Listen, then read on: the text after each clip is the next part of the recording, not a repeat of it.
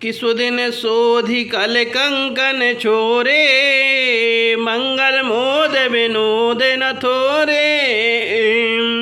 नित नव सुख सुर देख सिहाही, अवध जन्म जाचह विधि पाही।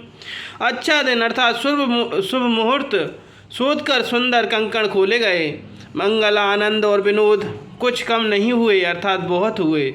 इस प्रकार नित्य नए सुख को देखकर देवता सिहाते हैं और अयोध्या में जन्म पाने के लिए ब्रह्मा जी से याचना करते हैं कि विश्वामित्र चलन नित चयहि, राम सप्रेम विनय बस रयहि। दिन दिन सय गुण भूपति भाऊ, देखि सराह महामुनि राऊ। विश्वामित्र जी नित्य ही चलना अर्थात अपने आश्रम जाना चाहते हैं, पर श्री रामचंद्र जी के स्नेह और विनय बस रह जाते हैं। दिनों दिन राजा का 100 गुना भाव अर्थात प्रेम देखकर महामुनि राज विश्वामित्र जी उनकी सराहना करते हैं कि मागध बेदाराओ अनुरागे, सुतन समेत ठाण भय आगे। नाथ सकल संपदा तुम्हारी, मैं सेवक समेत सुत नारी।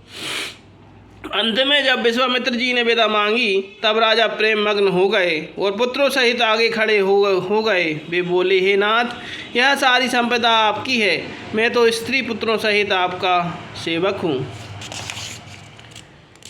कि करव सदार लरे कन पर छोहू, दर्शन है देत रहब मुनि मोहू।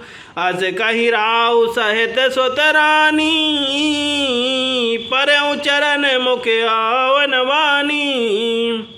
हे मुनि, लड़कों पर सदा स्नेह करते रहिएगा और मुझे भी दर्शन देते रहिएगा। ऐसा कहकर पुत्रों और रानियों सहित राजा दशरथ जी विश्वामित्र जी के चरणों पर गिर पड़े। प्रेम में बेहल हो जाने के कारण उनके मुंह से बात नहीं निकलती कि दीन आशीष बेप्रवाह भांति, चले न प्रीति रीति कहे जाती। राम सप्रेम संग सब भाई, आय सुपाई फिरे पहुँचाई। ब्राह्मण विश्वामित्र जी ने बहुत प्रकार से आशीर्वाद दिए और वे चल पड़े। प्रीति की रीति कही नहीं जाती। सब भाइयों को साथ लेकर श्री राम जी प्रेम के साथ उन्हें पहुंचाकर और आज्ञा पाकर लौटे कि राम रूप भूपति भगत, ब्याहो छाहो आनंद। जात सराहत मन ही मन, मुदित गादि कुल चंद। लखन सिया राम चंद्र शंकर हरि ओम, जय जय सिया राम श्री सीताराम। बोलन नरी की जय। गादि कुल के चंद्रमा विश्वामित्र जी बड़े हर्ष के साथ श्री रामचंद्र की के रूप राजा दशरथ जी को भक्ति, चारों भाइयों के विवाह और सबके उत्साह और आनंद को मन ही मन सराहते जाते हैं कि बाम देव रघुकुल गुर ज्ञानी, बहुर गादि शुद्ध कथा बखानी। सुनि मुनि सोजा सुमन ही वन राऊ, बरनत आपन पुण्य प्रवाहू।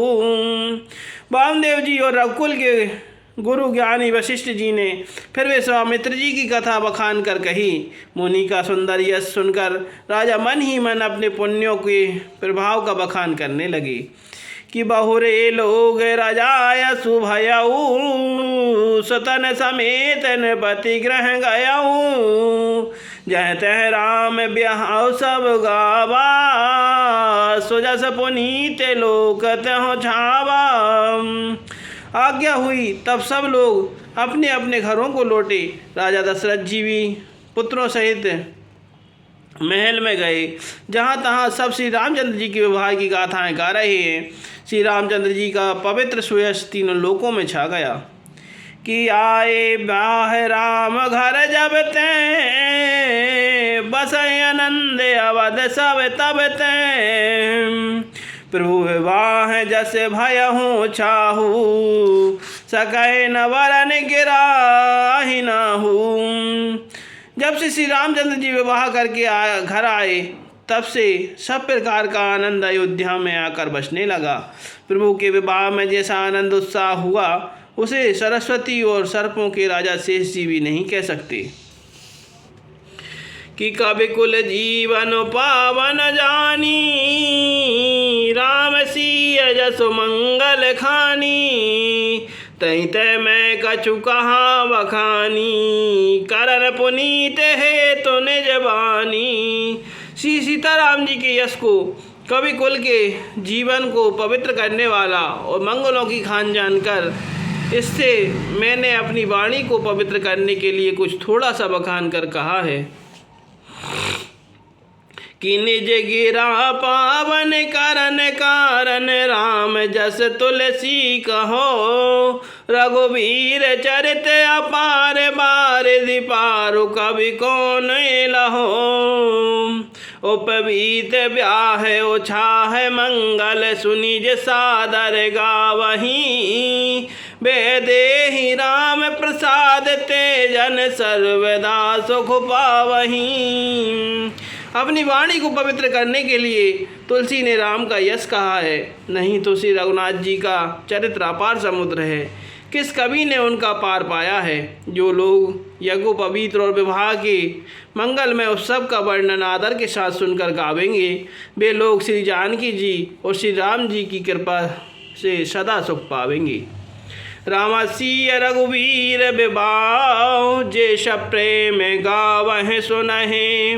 राम तिन कहूँ सदा उछाओ, मंगल राम मंगल आतन राम जसो। श्री सीता जी और श्री रघुनाथ जी के विवाह प्रसंग को जो लोग प्रेम पूर्वक गाएं सुनेंगे, उनके लिए सदा उत्साह अर्थात आनंद ही उत्साह है, क्योंकि श्री रामचंद्र जी का यश मंगल का धाम है। मासा पराहण 12वां विश्राम इति श्री रामचरितमानसे सकल कलिकलुष विध्वंसने प्रथमा सोपान समाप्तः। कलयुग के संपूर्ण पापों को विध्वंस करने वाले श्री रामचरितमानस का यह पहला सोपान समाप्त हुआ। बालकांड समाप्त।